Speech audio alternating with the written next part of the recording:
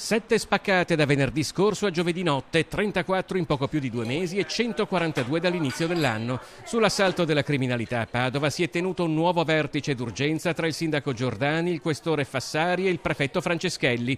A confermare l'emergenza la decisione del Viminale, che ha comunicato l'arrivo in Veneto di 206 carabinieri e 127 poliziotti. A Padova in particolare sono attesi 10 nuovi agenti di polizia entro il mese. Per la fine di novembre è previsto anche un aumento di organico tra le fila dei carabinieri. Ma è stato un annuncio condito da un affondo polemico da parte di Matteo Salvini. Prendo atto che molti amministratori di centrosinistra, ha detto il ministro dell'Interno, chiedono aiuto al governo dopo anni di sciagurate politiche buoniste targate PD. Giordani ringrazia e controbatte. Non sono concessioni, dice. Penso sia un dovere per un ministro dell'Interno stare vicino alle comunità che registrano esigenze specifiche sul tema della sicurezza, ovviamente senza colore politico. Hanno sfondato le vetrine del bar. Mi si casca il mondo addosso.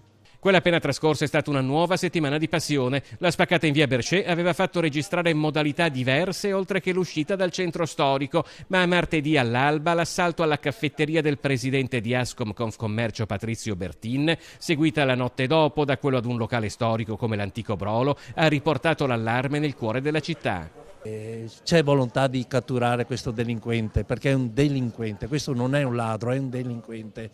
La spaccata alla pasticceria di via Forcellini della vicepresidente dell'Associazione Provinciale dei Pubblici Esercizi di Padova, Federica Luni, in una serata agitata anche in zona fiera, ha spinto Bertin a parlare di colpi che sembrano selezionati per creare ancora più inquietudine tra gli operatori economici e l'intera cittadinanza. Noi ci sentiamo adesso impotenti e non sappiamo come reagire.